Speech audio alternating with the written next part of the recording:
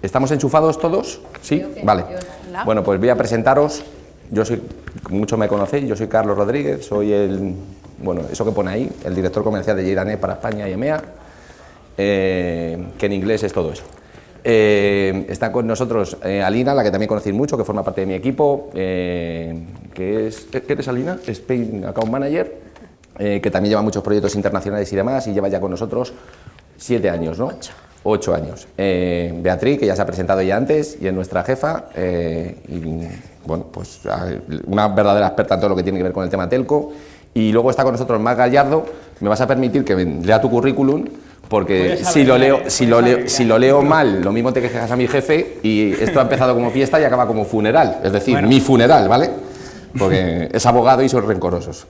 Es abogado, socio en RSM Spain, especializado en Derecho Tecnológico, miembro del Comité de Dirección de la Red Internacional de ESIN, que reúne a abogados especializados en Derecho de las Tecnologías emergentes en más de 40 países, director de Estrategia Digital de la Unión Internacional de Abogados, espera que cojo aire, y past president de la sección TIC del Colegio de la Abogacía de Barcelona.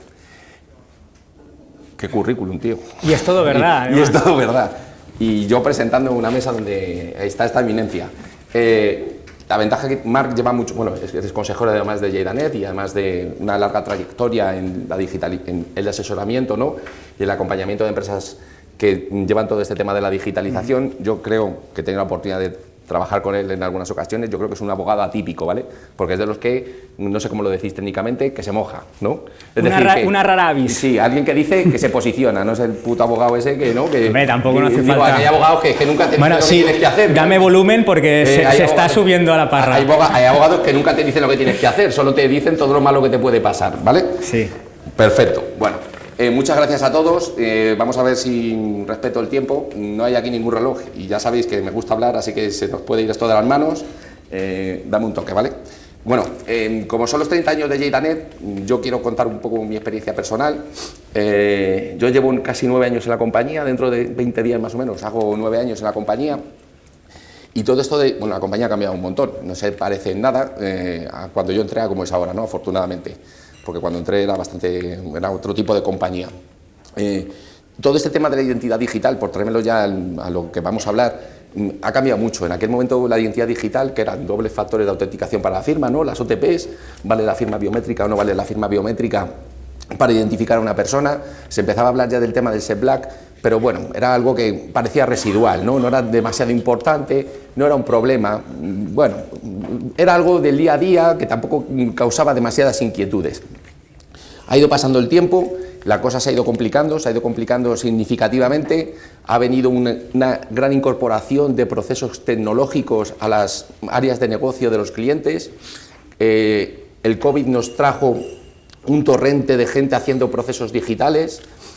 Aparecieron tecnologías que aseguraban o garantizaban o pretendían asegurar y garantizar la identidad digital de las personas, y unas amenazas tremendas que se han todavía complicado mucho más con el tema de la inteligencia artificial, que nos han traído deepfakes, suplantaciones de identidad, nos han traído manipulaciones de documentos, nos han traído muchos problemas, y además un enfoque normativo que cada vez, no sé si simplifica, complejiza o asegura los procesos digitales, con lo cual este tema de identidad digital realmente se ha convertido en, yo creo, un tema crítico en los procesos de negocio de las compañías. Yo quería empezar esta charla con Marc como experto, que nos dé un punto de situación. Tú trabajas con muchas compañías que tienen problemas realmente de adecuación de sus procesos de negocio a requerimientos normativos, que viven en esta incertidumbre general que hay. ¿Cómo ves tú un poco la situación? ¿Qué te estás encontrando? ¿Qué nos puedes contar? Vale, pues muchas gracias por tu generosa presentación. La verdad es que has hecho ya un spoiler en tu introducción de lo que quería explicar. Yo me voy a centrar quizás con carácter inicial en lo que son las amenazas, los desafíos para la identidad digital, y si me permitís la hipérbole, llueven chuzos de punta. Es decir, en el espacio de la identidad digital hay enormes amenazas que se ciernen de muy diferentes categorías o tipologías que hacen que el fraude de identidad o la suplantación de identidad esté a la orden del día.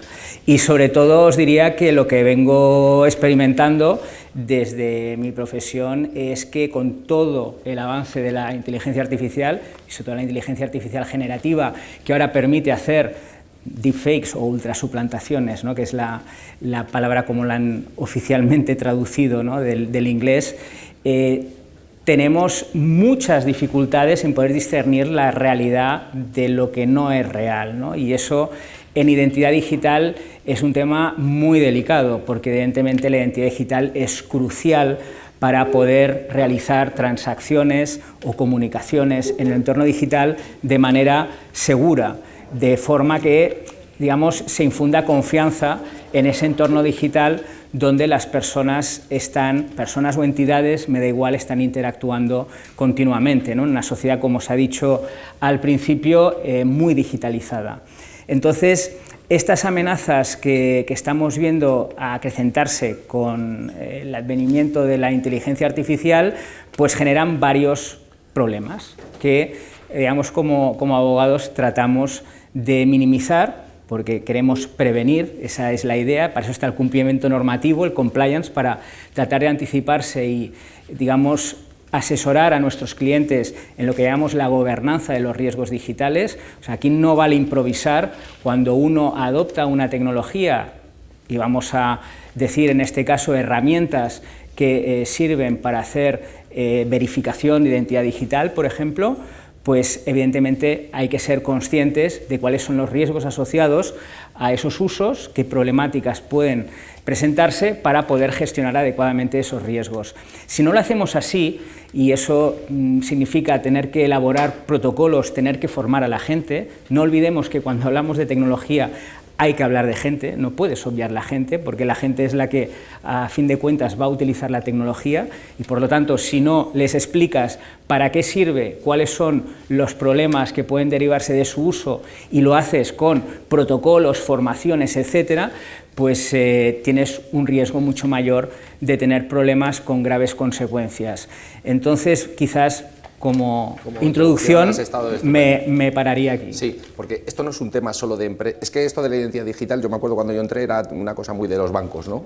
Los bancos a los que tenían que asegurar, y en ese momento se hablaba de ese black, o ya estaban los reglamentos de ese black. Esto ya no es un problema solo de los bancos, esto no. Vea tú como en tu experiencia las telcos también, como un caso paradigmático también, donde hay un grave problema. Cuéntanos algo también de otros sectores donde sufren estos problemas que Marc apuntaba. Vale, bueno, bien, en lo que es las operadoras de telecomunicaciones, la verdad es que todo el tema de validación de identidad está siendo un problema bastante crítico, ¿no? En lo que son unas telco, básicamente hay dos que son frecuentes a nivel de fraude. El tema del smishing, que ¿quién de vosotros no ha recibido un SMS haciéndose pasar por vuestro banco, que tenéis a punto de recibir un paquete que se ha quedado y tenéis que pagar 5 euros? Dudo que ninguno de vosotros no haya recibido algo así, ¿no? Entonces es un problema, la verdad es que está siendo muy crítico. Y el otro problema que están sufriendo es el SIM swap. El SIM swap al final es el atacante intenta recabar datos de una persona, con esos datos llama al operador, se hace pasar por esa persona, por la víctima, y pide un duplicado de la SIM. Se le da ese duplicado de la SIM y automáticamente la víctima deja de tener cobertura. O sea, si algún día os empieza a fallar que no tenéis cobertura, asustaros, porque puede ser que os hayan duplicado la SIM. A partir de ahí tiene acceso a las llamadas, SMS y códigos de doble autenticación de sobre todo los bancos, ¿no? Entonces es un problema bastante grave. ¿Cómo están afrontando esta amenaza las operadoras? Pues bueno, hay una iniciativa a nivel global que la verdad es que es muy interesante, que se llama Open Gateway y está liderada por la GSMA, ¿no? Es la asociación que están todas las operadoras y todo lo relacionado con telecomunicaciones. Entonces han sacado unas APIs que son estandarizadas bajo el marco cámara, son todas estándares, con los mismos parámetros, las mismas respuestas, y ahí las operadoras van a poder compartir datos de los teléfonos móviles, ¿vale? Tenemos la API, por ejemplo, de Number Validation, que al final es verificar, es como el código de OTP, ¿no? De manera transparente para el usuario se validará el teléfono y el usuario no se enterará de nada. Tenemos la API de SIM Swap, que aquí devolverá si esa SIM ha sido recientemente modificada, o sea, ha sido recientemente cambiada de terminal. Esto, por ejemplo, BBVA, la última Mobile World Congress, lo presentó, que lo han integrado ya, sobre todo para temas de riesgo. Tenemos incluso la de localización, ¿no? Por temas de GDPR no te asustes, porque no es que te devuelva la localización del usuario, sino que puedes consultar si ese usuario está ahí y la API te responde si sí o si no. Entonces, al final, bueno, he nombrado 3 APIs, pero son muchas APIs que dan información y al final es una herramienta para poder validar la identidad del cliente, poner una capa más con el número de teléfono. Y así es como las operadoras están intentando combatir todo el tema de validación de identidad. No sé, los que llevéis mucho tiempo trabajando con nosotros, no sé si os acordáis de aquello que llamamos el histórico de portabilidades, que nosotros podíamos consultar, porque somos operadora de telecomunicaciones, cogíamos un número de teléfono, 600962739, y hacíamos una consulta API y nos devolvíamos datos, ¿no? Datos relativos o relacionados a ese número de teléfono. El modelo y eso lo dejamos de hacer porque la CNMC... Sí, porque no lo podíamos hacer. Porque no lo podíamos... Básicamente, bueno, por hacerlo corto... En ese momento, no. Lo podíamos hacer y después no, pero bueno, con este sistema de Open Gateway, en este entorno global, podremos hacerlo y vamos a tener mucha información solo conteniendo el número de teléfono. Información sustancial para verificar la identidad de una persona. Evidentemente, pretender dejar el fraude de suplantación de identidad a cero, eso no se puede, pero sí es verdad que con estas herramientas que nosotros estamos en vías de integración, ahí tenéis a Jordi para que os dé fechas, podremos dar muchos datos asociados a un número de teléfono para verificar o para intentar asegurar que esa persona es quien dice ser. Esto lo tendremos muy en breve, ¿no, Jordi? Y estaremos, cuando lo tengamos integrado, estaremos encantados de enseñaroslo a todo. Bueno, hay que decir que las APIs estas, las operadoras solo han lanzado 4, están en producción, de hecho Orange lo lanzó la semana pasada, es muy reciente y el resto de APIs irán saliendo. Irán saliendo, pero... No pongamos presión tampoco porque al final las operadoras... No le defiendas, Bea, no le defiendas. Vale, pero bueno, yo creo que va a ser una herramienta bastante interesante y que nos va a dar un contexto de aseguramiento de la identidad muy potente. Esto será el corto o medio plazo. Ya tenemos soluciones implementadas, ¿no, Alina? Tú que llevas dentro de lo que es más el equipo comercial, lideras bastantes proyectos relacionados con la identidad digital, que cuenta un poco así a grandes rasgos qué soluciones estamos implementando en esta línea.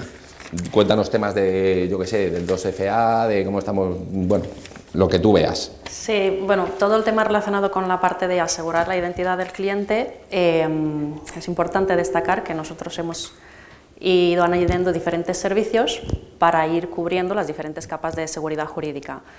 Hemos visto diferentes ejemplos, ¿no?, de diferentes empresas, diferentes servicios que llevan a cabo para con el cliente final, y entonces en cada uno de estos pasos se pueden activar diferentes opciones en función del tipo de proceso, ¿no? Para procesos más ligeros podríamos activar lo que sería el two-way, lo que nos permite lanzar una comunicación certificada, bidireccional, el 2FA, que es generar y lanzar un PIN para poder asegurarte que estamos hablando con la persona correcta.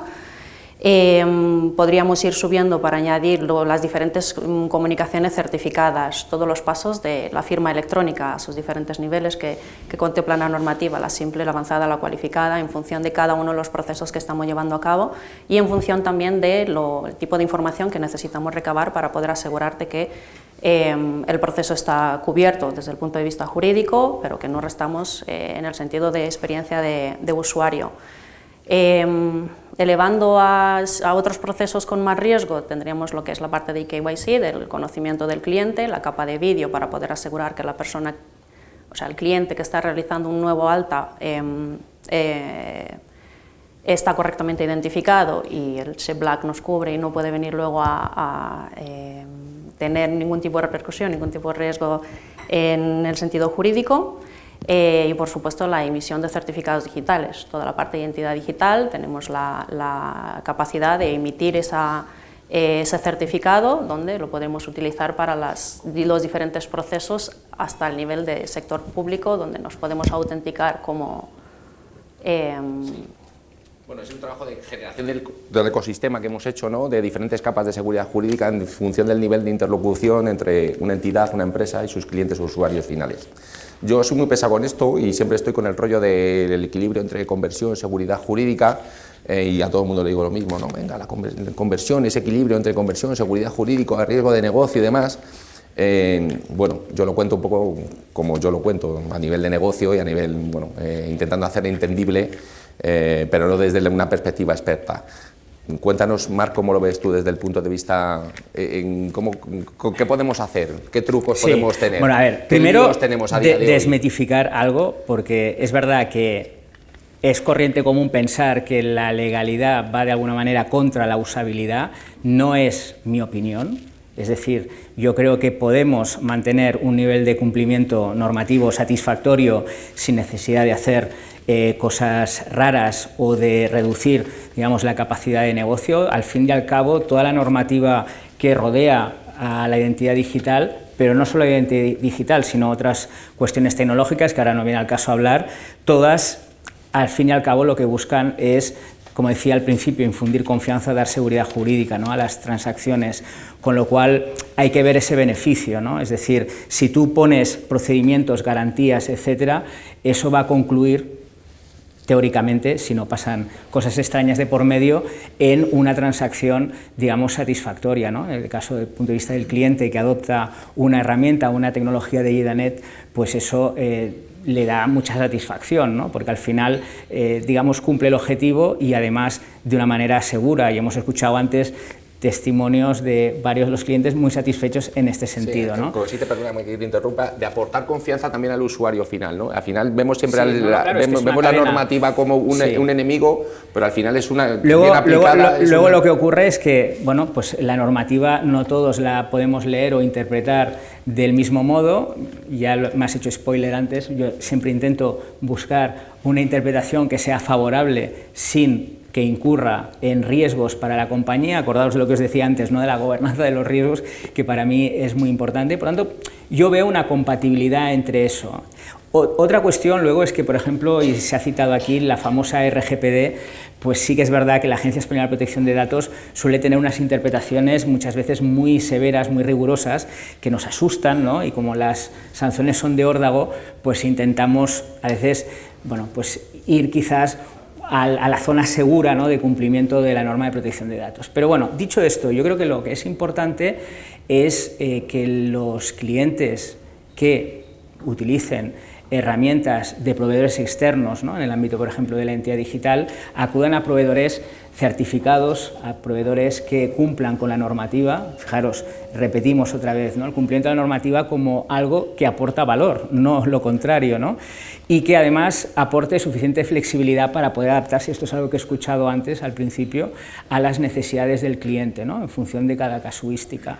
Y lo último que quisiera decir, sin prejuicio de que algo pueda decir además más tarde, ¿o no? Di lo que quieras. No, lo digo porque no quiero ocupar... Me tienes embelesado. No, es que no quiero ocupar más tiempo de mis compañeras. Sí, sigue, no te preocupes, pero, está controlado. Que es verdad lo que dices, que todo este tema de identidad digital ha nacido, y de verificación de identidad digital, para mejor decir, ha nacido con el sector financiero, sector bancario, asegurador, pero ahora vemos que se está expandiendo a otros sectores. La normativa de referencia es la Ley de Prevención de Blanqueo de Capitales y, sobre todo, las guías que el SEPLAC ha publicado 2016-2017, si no recuerdo mal, sobre identificación por videollamada de manera remota, con asistencia o no de una persona, de un ser humano.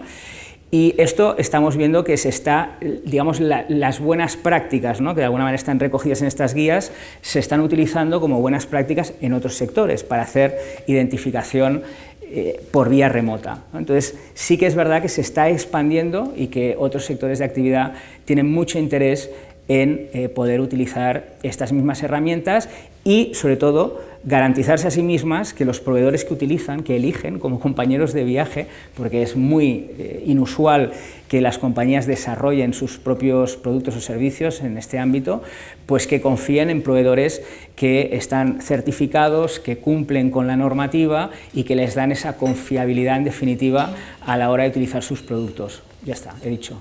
Muy bien. Lo has dicho fenomenal. Yo, por completar lo que tú dices, yo cada vez me estoy encontrando más en sectores, empresas de sectores, que sin tener ese requerimiento normativo están implementando soluciones en la línea de lo que establece ese Black, en recursos humanos, en el sector asegurador, incluso en el sector telco para la contratación de líneas y demás, porque se consideran unas buenas prácticas y la tecnología y todo el portfolio de soluciones tecnológicas que hay a día de hoy garantizan esa usabilidad, conversión, seguridad jurídica, es decir, esto va a más.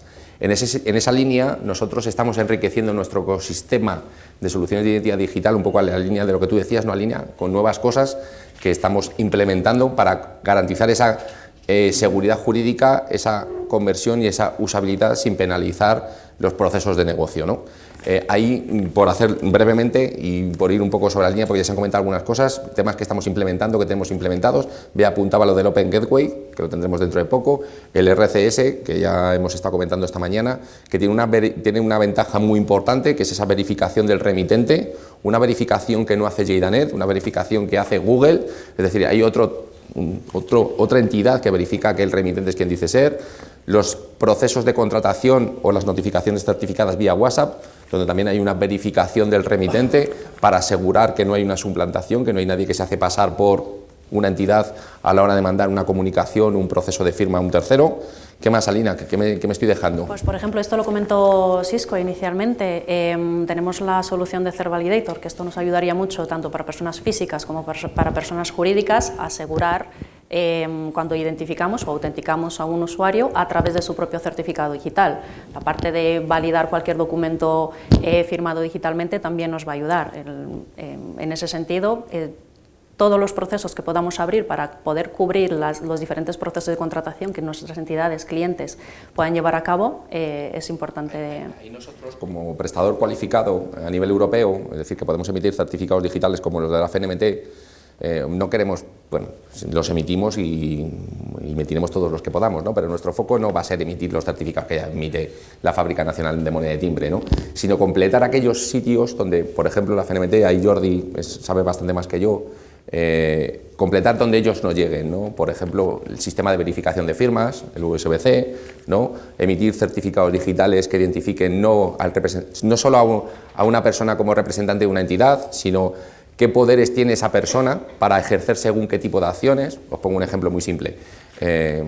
Supongamos que yo, no es el caso, pero que yo tuviera poderes para firmar contratos laborales dentro de JDANET, pues que mi certificado digital ponga que Carlos Rodríguez es una persona perteneciente a JDANET y que tiene la capacidad de firmar contratos laborales, de forma que cuando yo haga una firma electrónica de una operación, por ejemplo, de contratación de un crédito, salte, JDANET pueda verificar que yo no tengo poderes para hacer esa firma y se lo pueda comunicar a la entidad. No deje usted a firmar a este señor, busque a otro que pueda hacerlo, ¿no?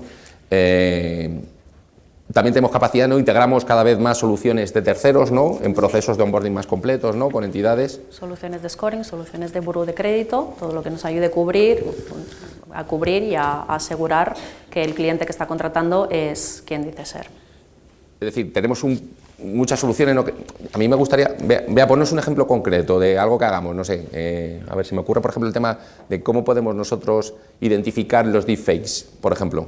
Sí, claro, a ver, el tema de los deepfakes es algo que preocupa porque al final, a ver, la inteligencia artificial va súper rápido y la tecnología no es infalible, ¿no? Entonces, cada vez están mejor hechos todos estos deepfakes y supongamos, por ejemplo, que nos encontramos en un proceso de KYC y, bueno, aparece Pedro Sánchez, ¿no?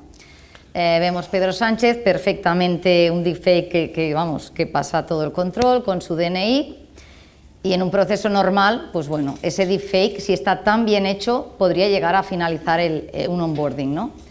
¿Cuál es la solución de JDANET para detectar estos deepfakes, ¿no? Pues con las soluciones de Open Gateway que he nombrado antes, aquí habría un segundo paso que pediríamos el número de teléfono.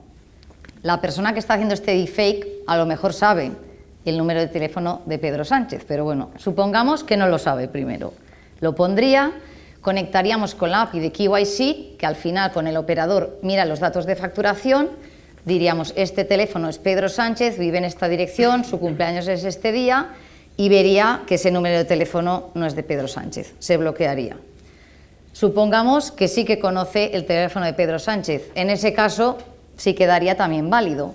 Pero con una segunda API, que es la que he nombrado antes, de Number Verify, que al final es como un código de OTP, verificaría que realmente es esa persona y solo por saber el número de teléfono no sería suficiente. Deberías tener el terminal de Pedro Sánchez. Entonces, de esta manera, el sistema se protege muchísimo más.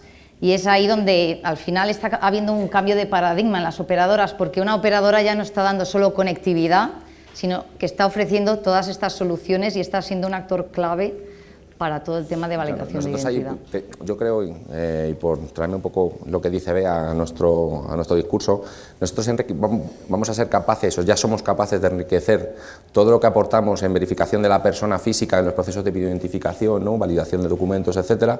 Le vamos a poder meter toda esa capa de verificación de la identidad por otros canales, en este caso el número de teléfono, y vamos a asegurar que no hay esas suplantaciones de identidad. En este caso de Pedro Sánchez, no sé si podríamos llegar a saber si el móvil lo tiene Marruecos, o se lo hackeó Israel o Francia, pero bueno, pero se lo vamos a poner más difícil al siguiente que intente hacer esa suplantación, ¿no?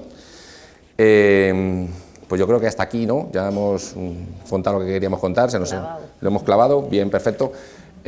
No sé si tenéis alguna pregunta, alguna reflexión, ¿queréis compartir algo? ¿No? Perfecto, ¿os ha parecido bien? ¿Os hemos dado mucho la chapa? ¿No? Bien, pues hemos cumplido el objetivo, ¿no, Jordi? 10 minutos, tío, enrollate un poco más. ¿Me enrollo un poco más? Ah, no, son las 12. Son las 12, me dicen. No me da tiempo ni que me siente. Y ahora me toca te regalo mis 10 minutos que te van a hacer falta y lo sabes. Sí, yo me enrollo más que él. Él dice que lo hago mucho, pero yo me enrollo más que él. Ay, madre mía. Tenemos que ganarnos la vida como tuvo conmigo. Bueno, pues muchas gracias a todos por vuestra atención. Si me permites, digo algo. Di lo que quieras. Es que me he quedado con las ganas de decir una cosa más. Esto que decías es muy interesante, ¿no? De la combinación de diferentes herramientas o tecnologías, integrándolas para lograr ese objetivo de minimizar el fraude de identidad, porque desde el plano jurídico es una manera de demostrar lo que nosotros llamamos la diligencia debida. Es decir, si hay algún problema, lo importante es que, a efectos de evitar sanciones que en esta regulación pues son muy gravosas, poder demostrar que hemos hecho lo que razonablemente cabe esperar, ¿no? De una compañía que, por ejemplo, tiene en marcha un sistema de verificación de identidad, ¿no? Entonces, el hecho de poder combinar, además de un mismo proveedor, ¿no? Que te da una confianza, yo creo que mayor, es muy importante de cara a esa diligencia debida. Un proveedor que además tenemos esa característica que algunas veces, de tanto decirla, se nos olvida decirla, perdóname la redundancia, somos operadora de telecomunicaciones, es decir, que somos un operador con una licencia para poder hacer esas consultas de Open Gateway con toda la seguridad jurídica y que además combinamos esa capa de prestador de servicios electrónicos de confianza cualificado, es decir, que en ese sentido, ese aseguramiento de la diligencia debida, creo que por parte de las entidades, no sé si queda 100% garantizado, pero queda más asegurado sí, que de otra manera, ¿no? Os lo digo porque además hay una sentencia recientemente salida del horno del Tribunal Supremo que claramente apunta hacia eso. Afecta a un banco, que es Ibercaja, pero hace responsable Ibercaja porque por un tema de phishing con más duplicado de tarjeta SIM, pues a una persona le desaparece de la noche a la mañana, nunca mejor dicho, porque las transferencias no consentidas ocurren durante la noche, 83.000 euros, y esta persona reclama al banco para decir, oye, me tienes que devolver este dinero porque yo no he hecho un mal uso de mis claves ni de mi número de teléfono, etcétera, ¿no? Y bueno, al final el Supremo dice sí, efectivamente, porque es que el banco únicamente se escuda en el hecho de que tiene un sistema de claves para los clientes acceder al sistema de banca electrónica y, y un doble factor, ¿no? Bueno, pues eso no es suficiente. Si incorporas más herramientas, ¿no? En ese proceso, ganas en diligencia debida y bueno, puede servir para evitar luego que las reclamaciones sean exitosas, ¿no? Por parte de los clientes o de las personas perjudicadas.